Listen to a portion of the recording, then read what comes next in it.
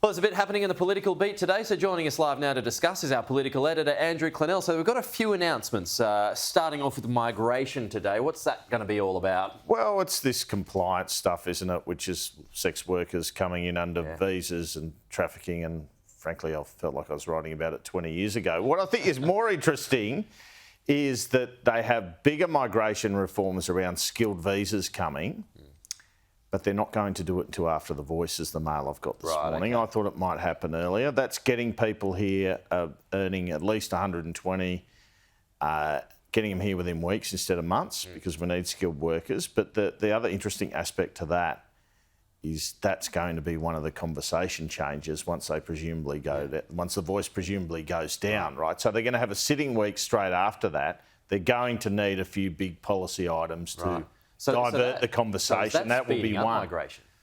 It is, but only for skilled. Right. Okay. Only for, and there's a lot of conjecture around what salary would be required for that to occur, and the suggestion is 120,000. And the unions obviously want it as high as possible, so Australians don't get knocked out of jobs. I suppose. I mean, the opposition's already been onto this, saying it's currently too high. Numbers are too high as we speak. So I guess that they'll probably knock that on the head straight away. Well, I had Chris Minns. You don't have to legislate it, I don't think. But, I mean, Chris Minns on the other day, and he had an interesting catch-22 about it all. He's saying, OK, we don't have enough housing for immigration, but we don't have enough construction workers without the immigration. So you've got a massive problem. Well, I think housing is the biggest thing. I think it's above cost of living at the moment, even though cost of living is a short-term thing, but it's been going for ages. Yeah.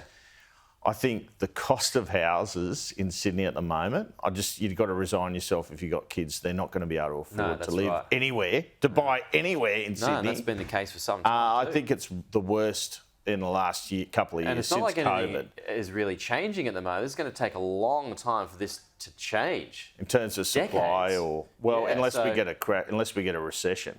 Yeah. So what's an this argument for a today recession we had to have. Never wish for a recession. Well, it's with the Premier. It's the first stage of this $2 billion Housing Accelerator Fund. They're going to announce new public housing in Riverwood, knock down some apartments and build a whole lot. So I guess we're on the way to building more public housing, but there are broader issues than that. I think the former state coalition government's got a bit to answer for. I sort of agree with the new Labor guys on that, in the sense they went all NIMBY in their electorate, say on the North Shore. They wouldn't allow any development.